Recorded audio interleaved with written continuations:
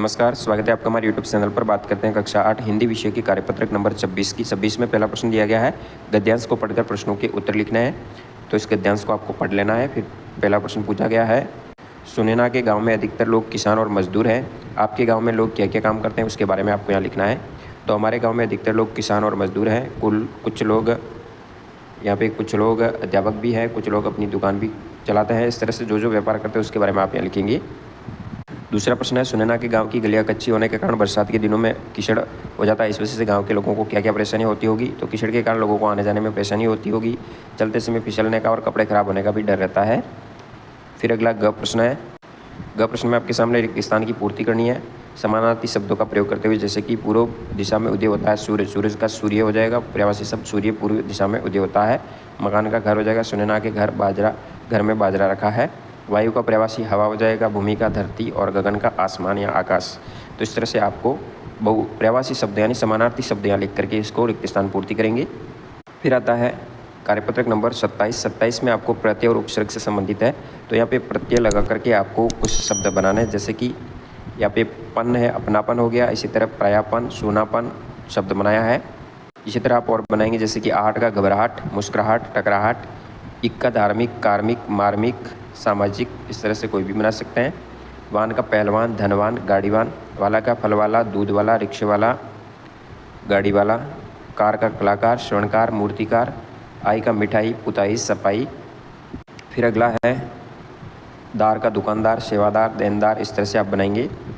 दूसरे प्रश्न में आपको उपसर्गों में से तीन तीन शब्द बना करके लिखना है। जैसे कि अभी का अभियुक्त, अभिमान, अभ्यास। अन का अनधिकार, अनुपयोगी, अनाचार। बद का बदनाम, बदसूरत, बदकिस्मत, बदकमजोर। फिर तीसरे में आपको उपसर्ग जोड़कर शब्द बनाने हैं। जैसे कि ज्ञान के आगे वी उपसर्ग लगा के विज्ञान। कर्म के आगे सत्य, सत्कर्म। जोर के आगे कमजोर। सफ़र के आगे हम सफ़र। विजय के आगे, जय के आगे वी विजय हो जाएगा।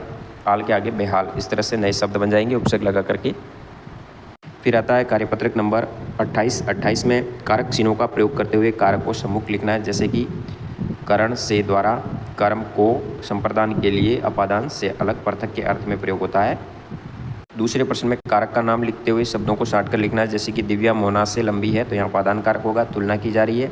गुड्डू ने विमल को उत्तर बता दिया, यहाँ कर्म कारक होगा। लक्षिता ने बोर्ड पर चौक से लिखा, करण कारक होगा। नानी के पर्स में 20 रुपये हैं, यहाँ अधिकरण कारक होगा। तीसरा प्रश्न है, निम्नलिखित वाक्य में प्रयुक्त कारकों का नाम और कारक चिन्ह लिखना है। जैसे कि यहाँ वाक्य लिखा गया, इसमें संबंध कारक के कर्ता ने अपादान से जाकर संप्रदान के लिए कर्म को और संबोधन सुना। इस तरह से ये शब्द प्रयोग हुए हैं, उनमें कौन कौन से कारक का प्रयोग हुआ लिखेंगे। अगला प्रश्न है, संप्रदान कारक और संबंध कारक का प्रयोग करते हुए दो वाक्य बनाने हैं। जैसे कि मोहन ने राम के लिए पुस्तक दी, ये हो जाएगा संप्रदान का। संबंध में राजा का बेटा आ रहा है, संबंध कारक हो गया। फिर कार्यपत्रक नंबर 29 की बात करते हैं। कल्पना करो कि चिड़िया और आप आपस में बातचीत कर रहे हैं। तो चिड़िया के साथ हुई बातचीत को आगे बढ़ाना। जैसे कि चिड़िया बोली, भाई कैसे हो। मैं ठीक हूँ, तुम कैसे हो। तो मैं भी ठीक हूँ, बहुत दिनों से तुम्हें देखा नहीं था, मैं दूसरे स्थान पर चली गई थी, चिड़िया बोलेगी। फिर आप प्रश्न करेंगे, लेकिन क्यों, वहाँ मेरे साथ चिड़िया रहती है। अच्छा, तुम मुझे भी उससे मिलवाओगी। हाँ, क्यों नहीं। तो ठीक है, अगली बार उसे भी साथ लाना। हाँ ज़रूर, वो यहाँ आकर खुश हो जाएगी, मुझे भी उससे मिलकर खुशी होगी। तो इस तरह से बातचीत लिखेंगे आप अपनी कल्पना के अनुसार।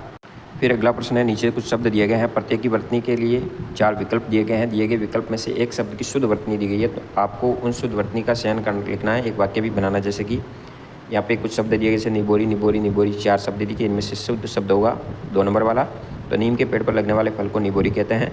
यहाँ पे सही होता उन्मुक्त होगा, जो कि ऑप्शन नंबर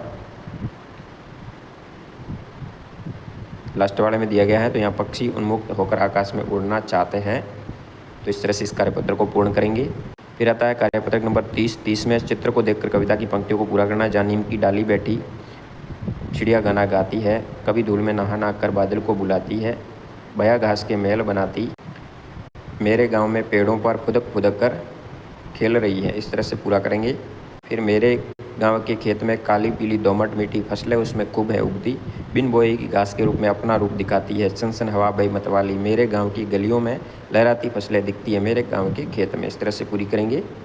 उसके बाद आता है आंकड़ा नंबर 4। गद्यांश को पढ़कर उत्तर देना है। ऊपर वाले चोटों को सुरंग में जाने का मौका हाथ लगते ही फिसल गया। इस तरह से ये गद्यांश दिया गया है, इसको पढ़ना है। पहला प्रश्न है, चोटों की तस्वीर किसने खींची। तो दूसरे निरीक्षक यंत्र ने। फिर अ प्रश्न है जिसमें गद्यांश में आए कारक चिन्हों की सूची बनानी है। को, मैं, की, उसके, उसकी, ये कारक चिन्ह है। नीचे दिए गए उपसर्गों में से दो दो शब्द बनाने, जैसे प्र का प्रयुक्त प्रकार, अन का अनुपयोग और अनाचार। नीचे के शब्द इनकी शुद्ध वर्तनी लिखनी है, जैसे कि सदैह लिखा है, संदेह हो जाएगा, गुबंद है, गुमंद हो जाएगा, आपत्ति का ती आधा लगाएंगे, खिलाड़ी का की मात्रा छोटी होगी, खिलाड़ी लिखेंगे। दूसरा प्रश्न दिया गया है, छोटे कद वाला व्यक्ति वाक्यांश में रेखांकित शब्द का विलोम शब्द होगा बड़ा, ऑप्शन नंबर 1 राइट करेंगे। हाथ शब्द का समानार्थी शब्द होगा कर और हस्त, ऑप्शन नंबर 1 राइट करेंगे। चौथे प्रश्न में आपको रिक्त स्थान पूरी करनी है। यहाँ आएगा छोटी की मात्रा, यहाँ के बड़ी की और मैं का प्रयोग करेंगे। यहाँ पे मौका हाथ से फिसल जाना, मुहावरे का अर्थ बताना है, तो यहाँ अवसर निकल जाना। राजीव को टिकट न मिलने के कारण रेलगाड़ी में बैठने का मौका हाथ से निकल गया, तो अवसर निकल जाना इसका अर्थ होगा, और वाक्य प्रयोग इस तरह से करेंगे। और इस प्रकार आंकलन नंबर 4 तक कार्य कर सकते हैं। धन्यवाद। जानकारी अच्छी लगे तो वीडियो शेयर जरूर कीजिए। जय हिंद, वंदे मातरम।